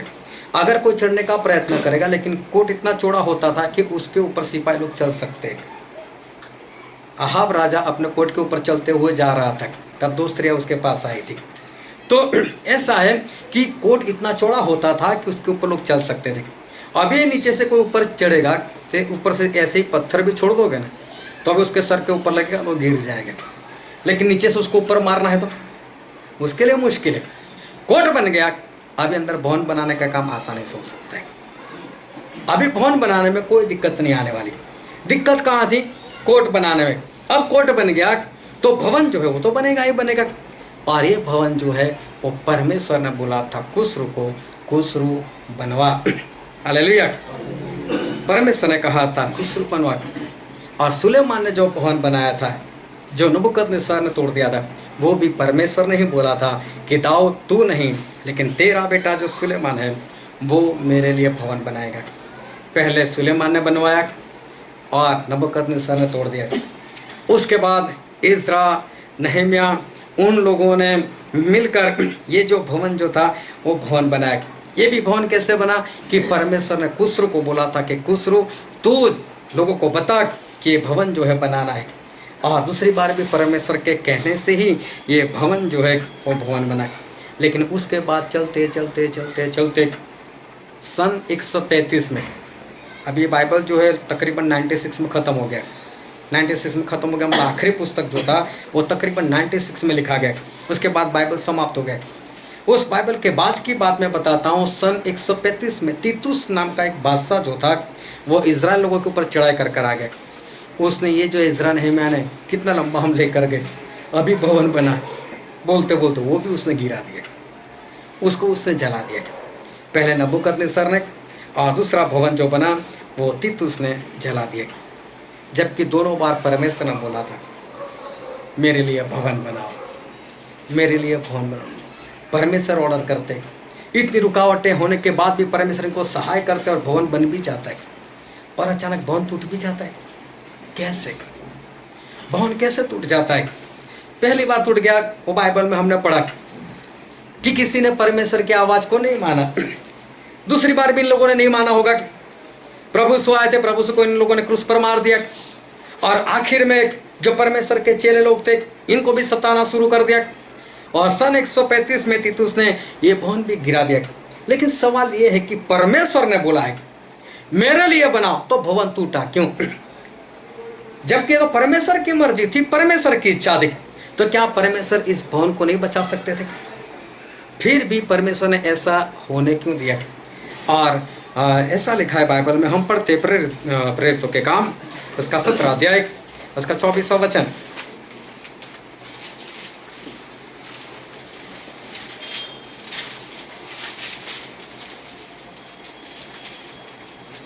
जिस परमेश्वर ने पृथ्वी और उसकी सब वस्तुओं को बनाया, हाँ, जिस परमेश्वर ने आकाश और धरती और सबकी वह सब वस्तुओं को बनाया, वो स्वर्ग और पृथ्वी का स्वामी होकर, वो स्वर्ग और पृथ्वी का स्वामी होकर हाथ के बनाए हुए मंदिरों में नहीं रहता। हाथ के बनाए हुए मंदिर में नहीं रहते। हालेलुया। वो सुलेमान वाला भी हाथों से बना हुआ था, नहम्याह वाला भी हाथों से बनाया हुआ था। चाहे परमेश्वर ने बोला था, लेकिन परमेश्वर उसमें नहीं रहते। परमेश्वर का वचन बहुत स्पष्ट है, मैं किसी भी हाथ से बनाए हुए भवन में नहीं रहता। लेकिन पहले कुरिन्थी में लिखा है, पहला कुरिन्थी उसका 3 अध्याय और उसका 16वां वचन। क्या तुम नहीं जानते कि तुम परमेश्वर का मंदिर हो? हाँ, तुम परमेश्वर का मंदिर हो। परमेश्वर का सच्चा भवन कौन है? हम है। हालेलुया। परमेश्वर का भवन हम है, और ये भवन जो है वो परमेश्वर के हाथों से बनाया हुआ है।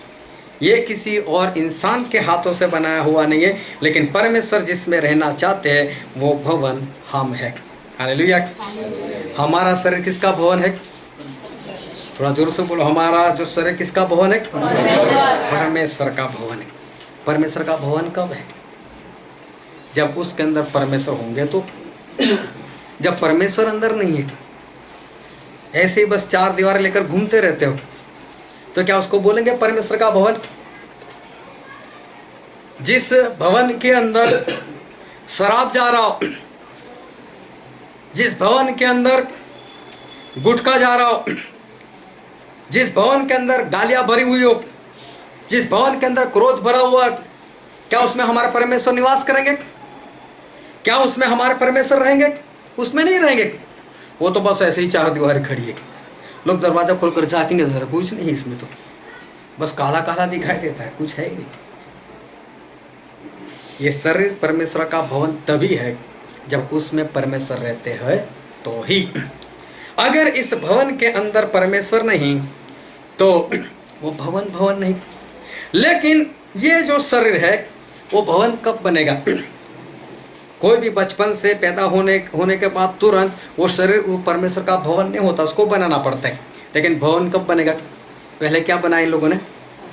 शहर बनाया, पहले कोट बनाया। पहले जो भवन है ना, इसके चारों ओर पहले कोट बनना चाहिए। हालेलुया। परमेश्वर के वचन को बहुत ध्यान समझते रहना, क्योंकि हम बहुत गहराई से जा रहे हैं। अभी ये जो शरीर है इसके चारों ओर पहले शहर बनने चाहिए। और भजन संहिता में ऐसा लिखा है, भजन संहिता उसका 34 और उसका 7वां वचन।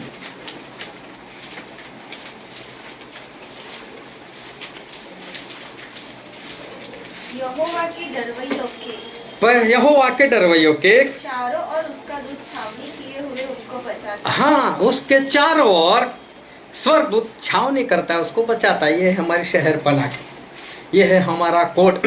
हमारे चारों ओर कौन है? दिखाओ तो क्या लिखा है? शहर पना हमारे क्या है? स्वर्गदूत। किसके चारों ओर रहता है? देखो तो क्या लिखा है? यहोवा के डरवैयों। डरवैयों मतलब जो परमेश्वर से डरता है। हे परमेश्वर, जहाँ 2 या 3 तेरे नाम से इकट्ठे हो वहां पर तू हाजिर है कि नहीं? चल बोल। ये तो परमेश्वर को डराते तलवार लेकर। उसके चारों ओर कौन रहेगा? हे परमेश्वर, आपके कोड़े खाने से हम चंगा हो गए, चल लाओ। हे परमेश्वर, आपने बोला मांग तो मैं मांगता हूं, लाओ। ये तो परमेश्वर को तलवार दिखाते। ये कहां परमेश्वर से डरते? परमेश्वर, आप चाहे मुझे चंगा करो या ना करो, आप चाहे मेरा भला करो या ना करो, आप मुझे आग से बचाओ या ना बचाओ, लेकिन आप ही मेरे परमेश्वर। ये है डरवैये लोग, डरते हैं परमेश्वर से। और उनके चारों ओर जो है वो शहर पना वो बनती है। और शहर पना कैसे बनी इन लोगों की? नहम्याह ने क्या बोला? तलवार उठाओ, भाला उठाओ, लड़ो इनके सामने। पहले ये लोग बैठ गए रखवाली करने के लिए। हमें भी हमारे हाथ में ये तलवार उठानी पड़ेगी। हमें भी क्या करना पड़ेगा, शस्त्र लेने पड़ेंगे हाथ में। और शस्त्र बाइबल में लिखा है, हम पढ़ते हैं फिर उसका 6 अध्याय, और जल्दी से पढ़ो उसका 13 से लेकर 17 वचन तक। इसलिए परमेश्वर के सारे हथियार बांध लो कि तुम बुरे दिन में सामना कर सको और सब कुछ पूरा करके स्थिर रह सको। इसलिए सत्य से अपनी कमर कसकर, हाँ, सत्य से अपनी कमर बांधो, और धार्मिकता की झिलम, हाँ, धार्मिकता की चिलम पहनो, और पाँव में मेल की जूती डालो, की तैयारी के जूते पहनकर, और इन सब के साथ विश्वास की ढाल ले लो। स्थिर रहो, जिससे तुम उस दुष्ट के सब चलते हुए तीरों को बुझा सको। और उद्धार का टोप और आत्मा की तलवार जो परमेश्वर का वचन है उसको ले लो। ये शस्त्र हाथ में उठाओगे, हालेलुया, तब ये कोट बनेगा, तभी स्वर्गदूत आएगा। अभी मूसा ने ऐसा कहा था, हम पढ़ते हैं निर्गमन उसका 14वां अध्याय, उसका 14वां वचन।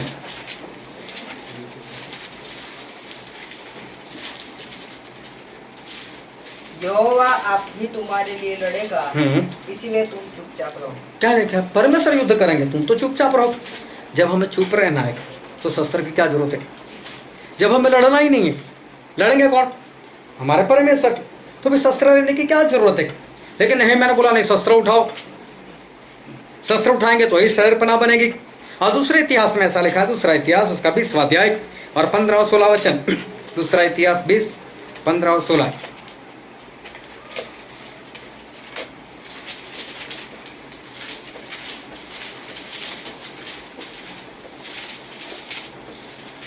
बहुत देर करते लगाने में। कहने लगा, हे सब यहूदियों, हे यरूशलेम के रहने वालों, हे राजा यहोशापात, तुम सब ध्यान दो। यहोवा तुमसे यो कहता है, परमेश्वर तुमसे ये कहते हैं, तुम इस बड़ी भीड़ से मत डरो। इस बड़ी भीड़ से मत डरो, तुम्हारा मन कच्चा ना हो, लेकिन युद्ध तुम्हारा नहीं, लेकिन परमेश्वर का है। यहाँ पर एक बार फिर लिखा कि युद्ध किसका है? परमेश्वर का। बहुत ध्यान से समझ रहे, युद्ध किसका है? परमेश्वर का। फिर आगे पढ़ो। कल उनका सामना करने को जाना। हाँ, फिर बोलते सामना करने के लिए जाओ। जब युद्ध परमेश्वर का तो सामना करने के लिए हम क्यों जाए? लेकिन परमेश्वर बोलते सामना करने के लिए जाओ। फिर देखो भी शीश की चढ़ाई पर चढ़े आते हैं और यरूएल नामक जंगल के सामने नाले के सिरे पर तुम्हें मिलेंगे। हाँ, वो तुम्हें सामने मिलेंगे। ये युद्ध तुम्हारा नहीं है, ये युद्ध परमेश्वर का है। लेकिन फिर भी निकल जाओ लड़ने के लिए, उनका सामना करने के लिए निकलो। तो एक बार तो जान लिया हमारा तो युद्ध है ही नहीं। ये युद्ध किसका है? परमेश्वर का है। तो क्या बिना शस्त्र लिए निकलेंगे ये लोग? युद्ध तो परमेश्वर का है ही नहीं, तो फिर शस्त्र लेने की क्या जरूरत है? लेकिन परमेश्वर ने क्या बोला? सामना करने के लिए निकलो। परमेश्वर की सेना दिखाई नहीं देती, लेकिन हमें हमारे शस्त्र हमारे हाथ में होने चाहिए। और परमेश्वर के शस्त्र आत्मिक है, उसको लेकर निकलो। युद्ध आपका नहीं है, युद्ध किसका है? हमारे परमेश्वर का। आपको नहीं लड़ना है, लड़ेंगे कौन? हमारे परमेश्वर। लेकिन तैयार होकर निकलना तो पड़ेगा ना। तो तैयारी मतलब क्या? शस्त्र तो हमारे साथ में होने ही चाहिए। और इसलिए नहम्याह ने बोला था, नहम्याह उसका 4वां अध्याय और उसका 16 और 17 वचन।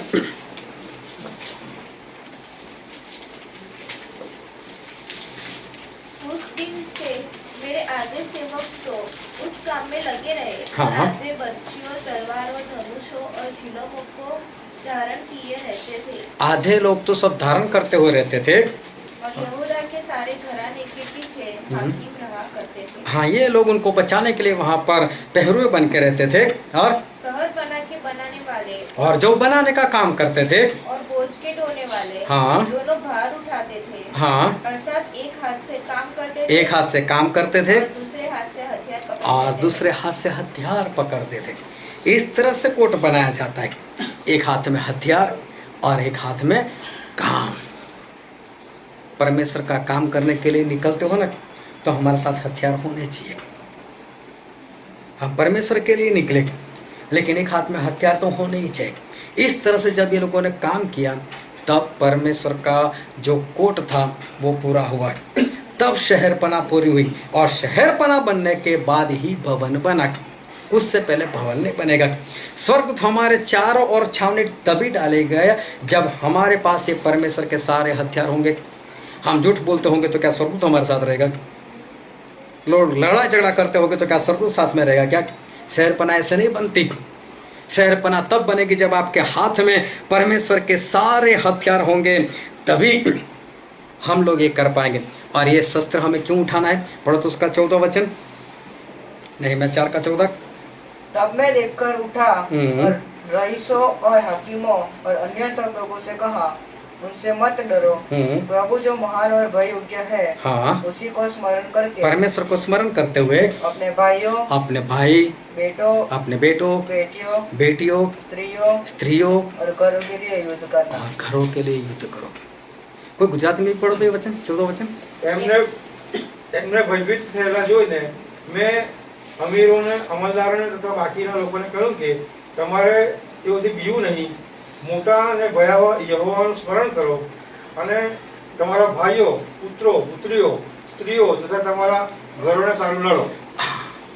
तुम्हारे घर के लिए लड़ो, परिवार के लिए लड़ो, अपनी पत्नी के लिए लड़ो, अपने भाइयों के लिए लड़ो, अपनी बहनों के लिए लड़ो। यही तो बरसों से मैं कहता हूँ कि अपने भाइयों के लिए लड़ो, अपने परिवार वालों के लिए लड़ो, अपने परिवार के लिए वो विश्वास में आने के लिए लड़ो। कई लोग तो बचाने की बात तो दूर, अपने परिवार को, एक भाई साहब बोलते हैं कर्जा करना अच्छी बात नहीं है, बाइबल में लिखा है कर्जा नहीं करना। हाँ, बोले मैं तो मेरे बाप से कहूँगा वो कर्जा करे, मतलब वो जाए नाश में चले, पिताजी नाश में चले जाए। कहाँ है प्रेम? कहाँ ये बात? परमेश्वर कहते हैं कि अपने माता पिता के लिए, अपने भाइयों के लिए, अपनी बहनों के लिए, अपनी पत्नियों के लिए लड़ो, अपने परिवार के लिए लड़ो। क्यों शस्त्र उठाना है? क्यों ये सत्य? क्यों ये धार्मिकता की झिलम? क्यों आत्मा की तलवार? क्यों मेल के जूते? क्यों विश्वास की ढाल? क्यों उद्धार का टोप? ये सब क्यों हमें लेना है? हमारे परिवार को हमें बचाना है। हालेलुया। हमारी पत्नी को हमें बचाना है, हमारे बच्चों को हमें बचाना है, हमारे भाइयों को हमें बचाना है, हमारे माता पिता को हमें बचाना है। इसके लिए नहम्याह बोलते हैं कि हाथ में ये शस्त्र जो है वो उठाओ। अब मेरा सवाल है, क्या किया आपने अपने बाप के लिए? कितने समय से बीमार है? क्या किया उनको बचाने के लिए? कितने प्रयत्न किए? कितनी बार जाकर प्रार्थना की?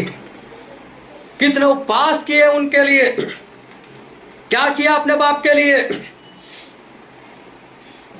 अगर शारीरिक तौर से बीमार नहीं है तो आत्मिक तौर से बीमार है। क्या किया आपने अपने बाप के लिए? कितनी प्रार्थना की उसके लिए? क्या किया आपने अपनी पत्नी के लिए? कितना उपवास किया? कितने साल से आप मसीह में हो? आपकी पत्नी कब से आपके साथ में है? क्यों अब तक उसकी जान नहीं बची? क्यों अब तक वो मसीह में नहीं? क्या किया आपने अभी तक उनके लिए? उनको बचाने के लिए कितना प्रयत्न किया आप लोगों ने? अपने भाई लोगों के लिए क्या किया? बरसों से नहीं मान रहे, लेकिन क्या किया उनके लिए? उनको बचाने के लिए क्या किया? परमेश्वर का वचन कहता है अपने भाइयों के लिए, अपने परिवार के लिए उठाओ शस्त्र हाथ में। हमारा शस्त्र कोई सांसारिक शस्त्र नहीं है। हमारा शस्त्र वो शस्त्र नहीं है कि किसी का गला काट दे। हमारा शस्त्र वो है कि जो शैतान को काट दे। लेकिन किसने अपनी पत्नी के जीवन से, कितने अपने बाप के जीवन से, कितने अपने भाइयों के जीवन से इस शैतान को दूर किया है? कौन अपने भाई के लिए लड़ाया तक? कितने लोगों को परेशान होते सिर्फ अपने परिवार के लिए। मैं नाम ले लेकर उठा सकता हूं कि कितने लोगों ने आज तक उनकी पत्नी के लिए ये मीटिंग को छोड़ा है और ये प्रभु भोज को छोड़ा है। मैं ऐसे लोगों को बता सकता हूं कि जो अपने परिवार में शादी आई थी इसलिए शादी में भाग गए और प्रभु भोज को छोड़ दिया। मैं ऐसे लोगों को बता सकता हूं कि जो बर्थडे पार्टी में चले गए लेकिन प्रभु भोज को छोड़ दिया। कहाँ है लड़ाई? कहाँ है अपने परिवार के लिए लड़ाई? आप छोटे थे, एक भाई साहब तो मुझसे ऐसा बोले मेरी मम्मी कौन सी मानती हो तो अविश्वास है, छोड़ दो उसको। तो जब तू पैदा हुआ था तेरी माँ का कहो सब मानता था क्या? तो तेरी माँ ने छोड़ दिया था तुझे? अगर माँ ने बचपन में छोड़ दिया होता तो? जब आपकी भाषा कोई नहीं समझ रहा है बस इतना ही होता था। अतः वो माँ समझ लेती कि मेरा बेटा क्या कहना चाहता है। वो अजवाइन लेकर आती थी, उस रुमाल के अंदर गर्म करके और पेट पे ऐसे लगाती, मेरे बेटे को पेट में दर्द है। जब कोई नहीं समझ पाता था आपकी भाषा। आज आपने अपनी माँ के लिए क्या किया? मुझे बताओ, आप कितने सालों से विश्वास में हो? क्या किया आपने अपनी माँ के लिए? क्या किया अपने बाप के लिए? कितनों को बचाया आपने अपने परिवार? बाहर की बात छोड़ो, अपने परिवार में कितने लोगों को बचाया? परमेश्वर कहते हैं अपने परिवार के लिए लड़ो, अपने बच्चों के लिए लड़ो। व्यवस्था विवरण में ऐसा लिखा है, उसका 6 अध्याय और उसका 6 और 7 वचन।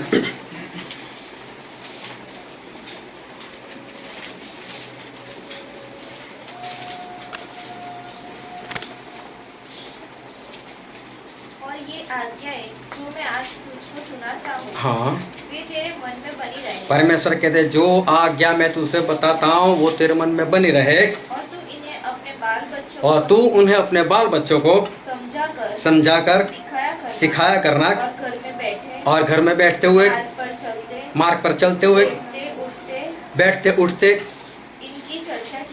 इनकी चर्चा किया करो। अभी यहाँ पर जो बच्चे, क्या पूछूं मैं उनका बाप ऐसा करता है कि नहीं?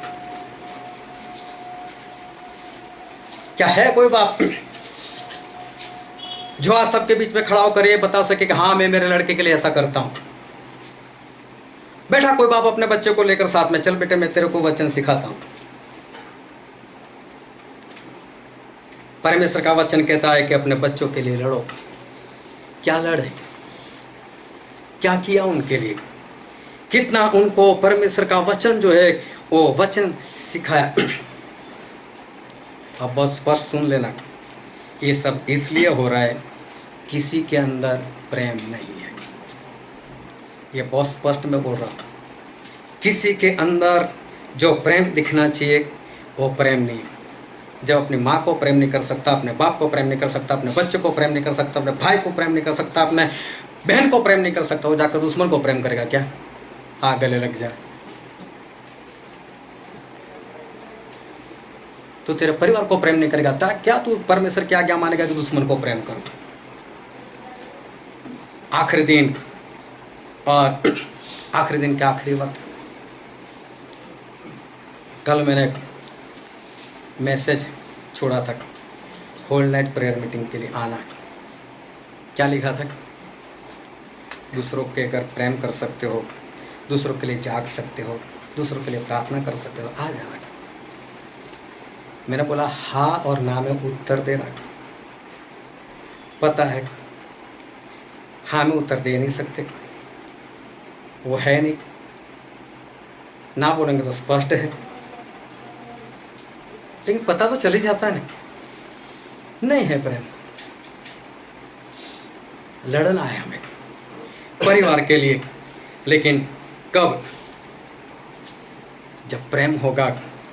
तो जब मैं लोगों को देखता हूँ, उनके जीवन को देखता हूँ, मुझे उनके जीवन में एक लालच दिखाई देती है।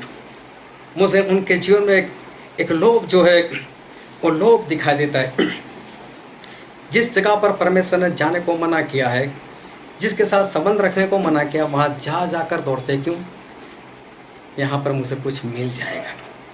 बहुत ध्यान समझना, यहाँ से मुझे कुछ मिल जाएगा। सपना आया था। चलिए भाई, सपने का मतलब क्या? मैं बोला परमेश्वर आपको मना करते हैं। देखो परमेश्वर जब भी आपका संबंध बना है तो बनाएंगे, लेकिन अभी परमेश्वर बोलते तो मत जाओ, अभी भी आ सकते। और जब पूछते हैं तो सामने से मना कर देते, नहीं मैं नहीं देने वाला। फिर भी इंसान की आंखें जो है वो आंखें नहीं खुल रही।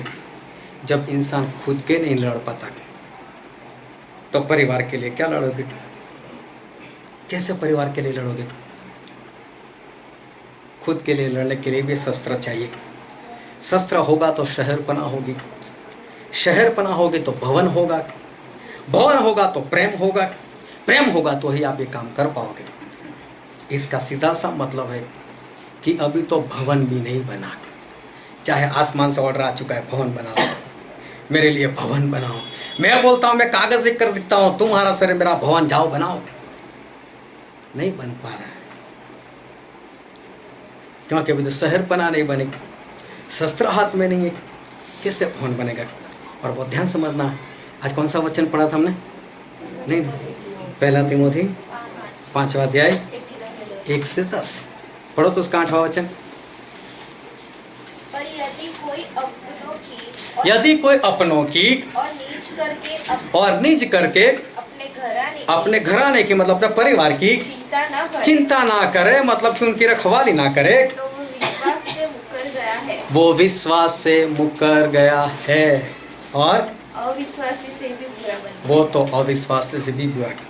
अगर आप अपने बच्चों को नहीं सिखा पाते, वो ध्यान से समझना, आप अविश्वासी से बुरे हो चुके हो, इसमें कोई सवाल है ही नहीं। ये बहुत स्पष्ट बात है। अपने माता के लिए, अपने पिता के लिए, अपने बच्चों के लिए, अपने भाई के लिए, अपनी बहन के लिए लड़ना है। नहीं लड़ पाते तो समझ लेना बहुत दूर हुआ, बहुत दूर। अविश्वासी से भी बुरे, अविश्वासी भी अच्छे, लेकिन अविश्वासी से भी बुरे। आज परमेश्वर कहते हैं, शस्त्र उठाओ, शहरपना बनाओ। शहरपना बनेगी तो ये भवन बनेगा, ये भवन बनेगा तो आप में प्रेम आएगा, प्रेम आएगा तो ही ये काम करोगे, तो ही आप अपने परिवार के लिए लड़ सकोगे, वरना आप नहीं लड़ पाओगे। और जिस दिन न्याय होगा तब पछताना पड़ेगा।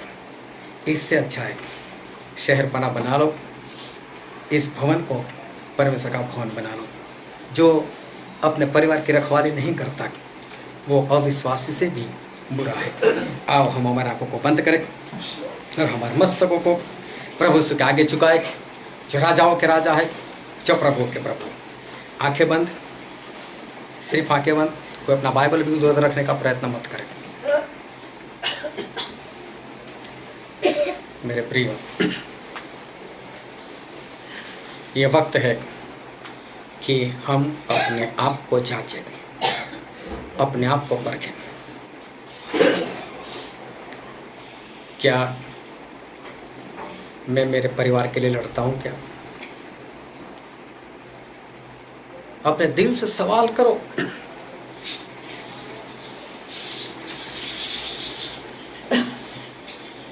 क्या आपने अपने मम्मी के लिए, उनके बचाव के लिए, अपने पिता के लिए, उनके बचाव के लिए, अपने भाई के लिए, अपनी बहन के लिए क्या कभी उपवास किया?